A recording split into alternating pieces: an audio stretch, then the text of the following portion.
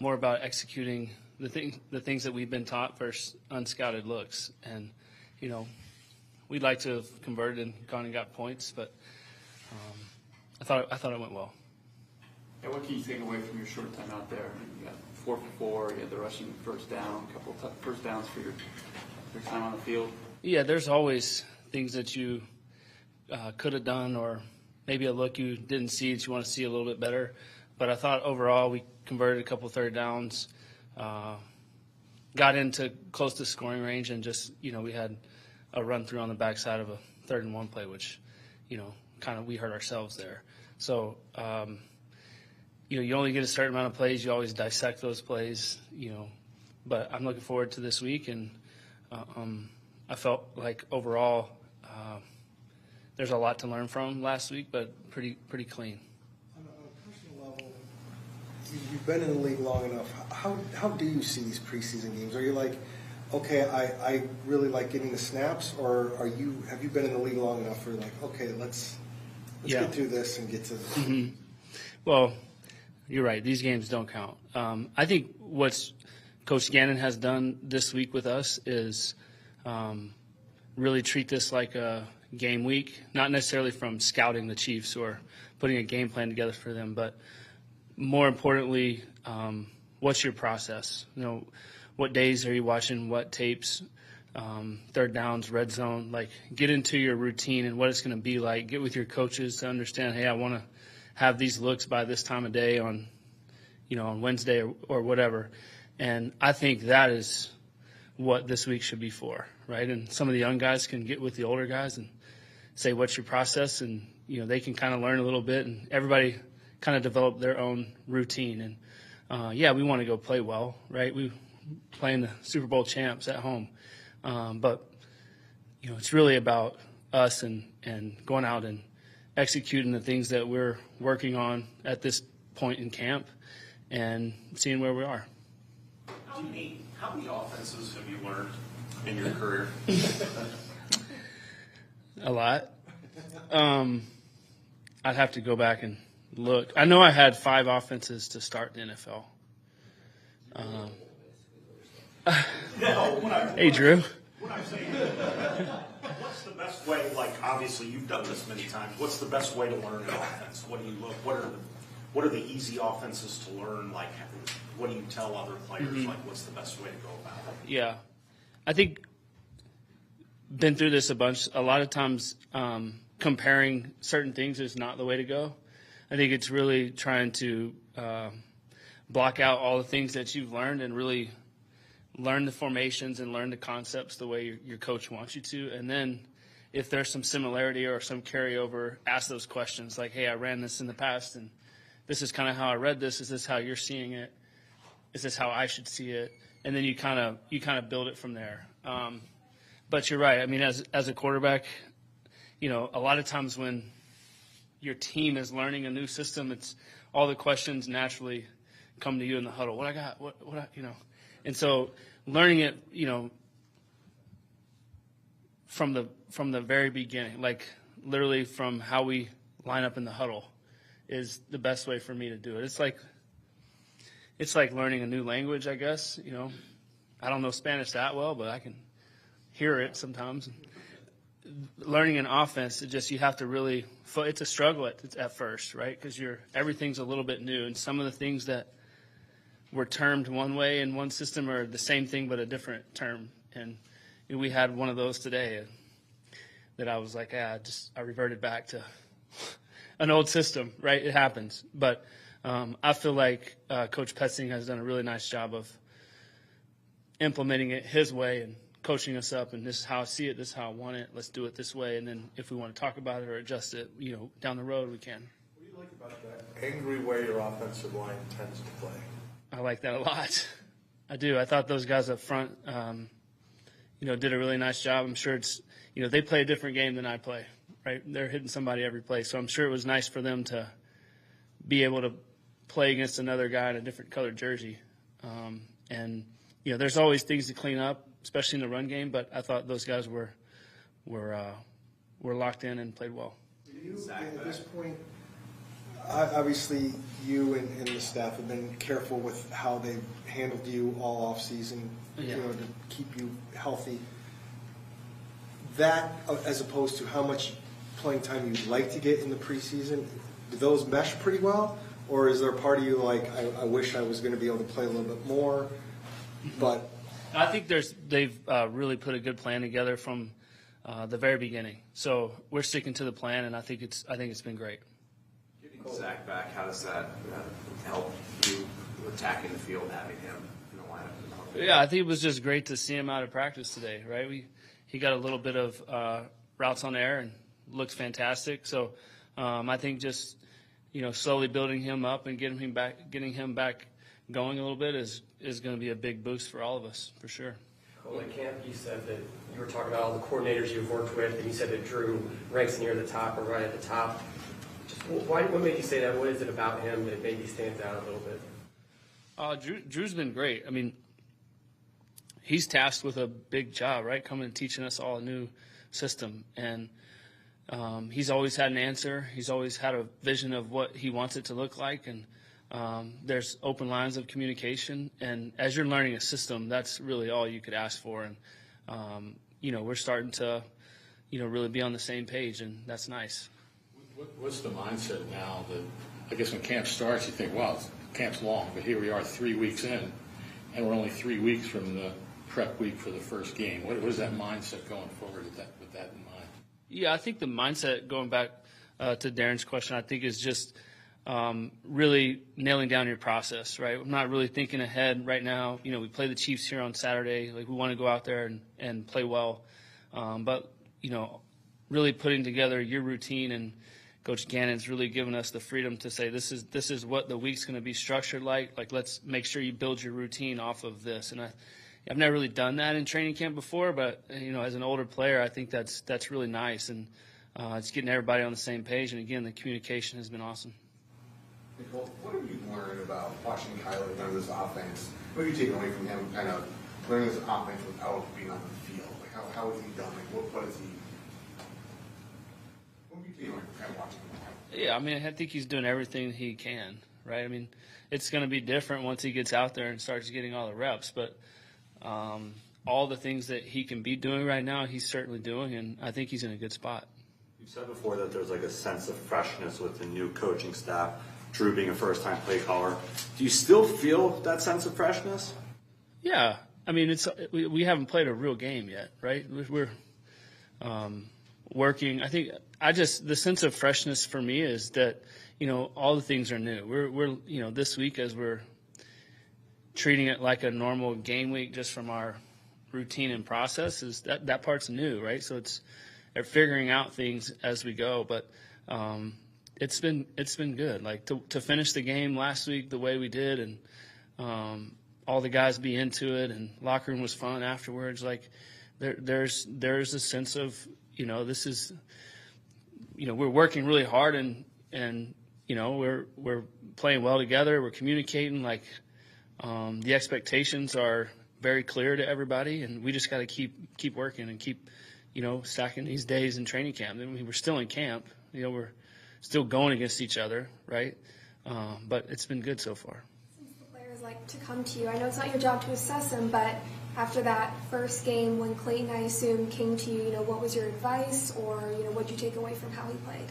I thought he did great. I mean, it's his first time in the NFL, right? Him and David both. They played great. They had control of the huddle. Again, all those are really unscouted looks. Like, what we're trying to do on offense, but you don't really know what they're doing, right? And I thought they did a nice job. I'm sure there's plays that, they want back, but it was fun to watch them. And, we spend – I spend more hours with these guys than I do with my family, right? So, you want them to be successful. You want them to do well. And, everybody has each other's back. And that's not just for the quarterback room. That's kind of for everybody. So it was fun to see them go out there and play well. You mentioned we're still working. What's it been like sort of managing the idea and maybe the expectation that you'll step in for Kyler again if he's not ready? And then what can you compare it to anything in your career at any point in your career? Not really. I mean, I think, for me, it's just really my focus is operating day to day and not really getting too far outside of that, right? And focusing on my job, this offense, and what I can do today to help us be the best we can be when we step on the field. And I mean, I just can't operate if I start thinking about when's he going to come back or what's going to happen, or like just really Coach Gannon preaches it. It's kind of cliche, but it's team over you, and that's really my mindset. Is I know my teammates are counting on me, and I know they believe in me. So when I step in there, I'm going to run this as best as I can. And then when Collier's back, he's going to be back, and he's going to play great too. So that's really what I'm really focusing on. You mentioned still practicing against yourself. Next week, of course, in Minnesota. Your experience all these years when you've done that as a team, and what are the, in your mind, what are the advantages and what is really gained from it? Yeah, I always enjoy practicing against other teams. It's a little breakup in camp. You get a couple days playing against a team that shows you different looks and different coverages, different pressures. As long as there's no fighting, it's always been good. The moment everybody kind of gets chippy, it's that's always, you never know what happens then. I was in Washington when the Houston Texans came to us, and we were on Hard Knocks, and it got a little chippy. But hopefully that doesn't happen, and you can get some good work in. That's the goal. And yeah, I think the guys are looking forward to going out there, and it's a good breakup for that week, right? We get to go play against somebody else in a controlled environment and work on our craft. Continue to build your resume kind of off the field. You're doing the weekly thing, I think, with Underdog. Yeah. Is that something you get approached for, and you just want to take advantage of the opportunity, or something you want to build for yourself? A little bit of both. Again, I think that's a great opportunity for me down the road. It's certainly not a distraction, of what I'm trying to do in this building. But it's just talking a little football, some of the things that I see on a week-to-week basis. And I think it'll be more fun than anything. And those are great guys, and just kind of got approached the last year and a half, and I think it'll be a fun little deal. You, Mahomes, Kyler, when it comes to a quarterback state, is Texas the hands-down winner for that? It's not even close. It's not. I mean, think about it. We throw year-round. I mean, the weather's great. 7-on-7s. I think that there's just going to be more and more quarterbacks from the great state of Texas. Yeah, I mean, Clayton's from Texas, Blau's from Texas, Kyler, me. I mean, we can get a roster out for other teams if we want. But yeah, I do think that there's something to be said that football is played pretty much year round in Texas, whereas you go to the Midwest or up north. You can't because of the weather. So, yeah. Thanks, Colt. All right. You guys adopt Marchman if he goes to UT? Is he in Texas? He has a chance to be. All right, guys.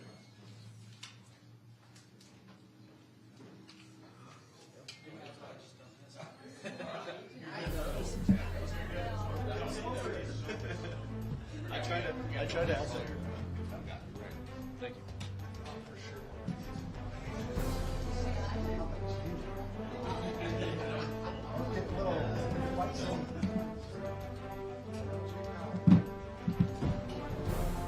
What up, everybody?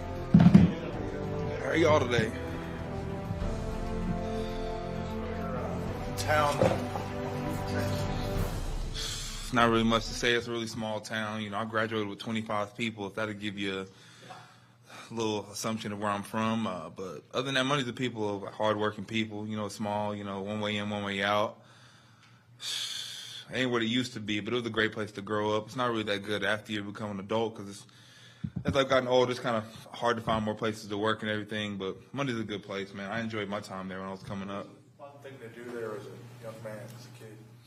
I used to like going to my friend's house. There's a place called Gory, about 6 miles out the way, Got no cops there, so you can pretty much get away with everything, man. You can ride around your bike, stuff like that, man. I used to have a lot of fun over there. My mom's from there, so I used to go a lot when I was growing up and stuff like that. So I enjoyed it. Me and my friends just hang out.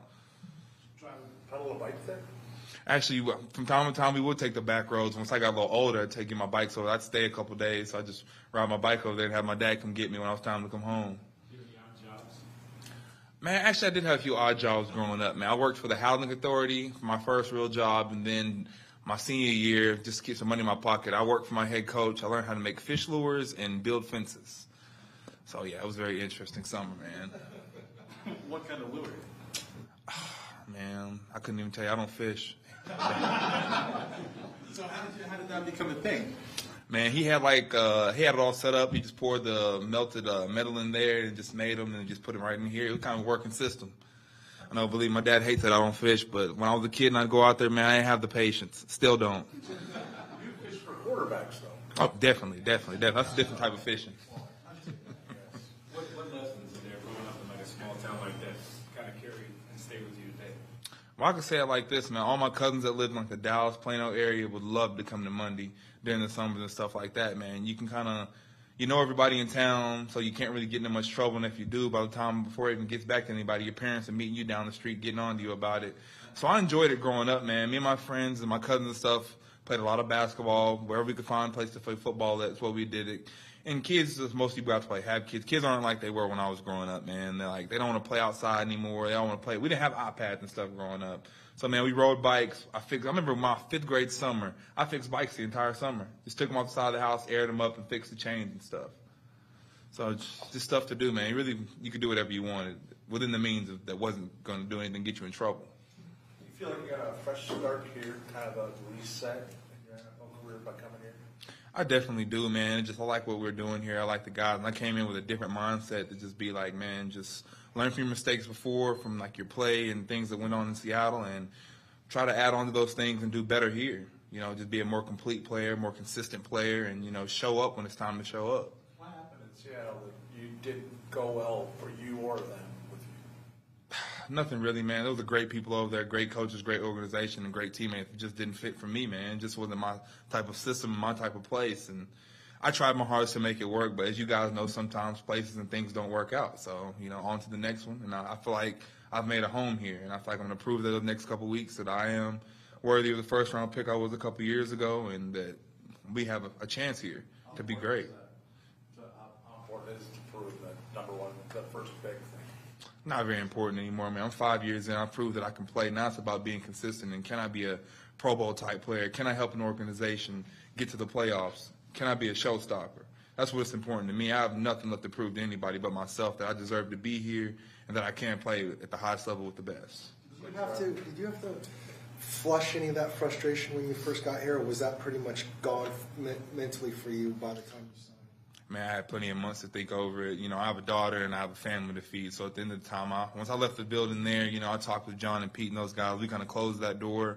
And I'm a Cardinal now, so I let all that stuff go, man. I'm here to work. And if you're letting all that stuff in, man, then you're going to be clouded when we play them. I just told myself, take it day by day, week by week, man. Make the team, earn my teammates' trust and their respect, and then we'll go from there. What's it like being on another team in the same division? At first, it was a little weird, but, you know, guys have welcomed me in with open arms and stuff like that. And, you know, I'm used to practicing against those guys in Seattle, so I have no problem. I always like the color red, so I think it's going to be fun. What makes this the right system for you? Just the fits and stuff like that, just the things that Nick and JG are going to allow me to do. I'm going to move around a lot more. I'm going to have a lot more freedom, whereas in Seattle, I pretty much stayed in one place where they're going to put me in better situations to get one-on-one rushes and things like that matter. So I'm really digging that a lot.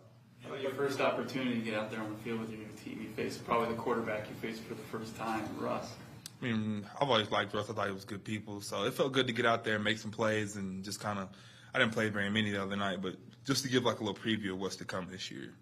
LJ, Jonathan was telling us he's a good cook and that sometimes he makes dinner for you guys. What does he make? Jonathan Ledbetter? Yeah. He hasn't cooked anything. We go out to eat, if anything. I feel like if anybody's the best cook in the D-line room, it's me. I make one hell of a steak. Shout out to Traeger, man. What has impressed you the most about the coaching staff and their approach, and not only Jonathan, but also the defensive coaches? Really their energy and their knowledge and what they bring to the game. And you can see why Philly had like the success they had last year and stuff like that. And it's rubbed off on us. I feel like we looked fast. We looked like a completely different team compared to last year. And I know I wasn't here last year, but just like the energy JG brings, the amount of attention he has for us, and he asks for a lot from us. We're older guys, and he gives us a lot of leeway. So just their attention to detail and just things they bring to the table, man, I really enjoyed it, man. A lot of hands-on guys, and they expect a lot from us. Who have you been leaning on since you got here? I mean, I knew Ledbetter, John, coming in before, so I kind of leaned on him. And then, like, Nick and JG, like, they've been big advocates for me because, like, just talking to me during the summer. And even when I first got here, they told me they believe I can be a nice, big-time player here. And that shit. Now it's just about going out there and proving that week after week. What's it like having a DC that's 30 years old? I mean, he doesn't carry himself like he's 30 years old. He's ready to go. He dresses the room like a guy that was way older than us and shit. You wouldn't even really have known his age. I haven't asked him. Like, shit, he's a very respectful guy. He demands respect. And when somebody that works their ass off the way he does, man, you don't even think about him being 30. He's prepared. He knows what's going on. Anytime we have answers, we come talk to him. He has an answer.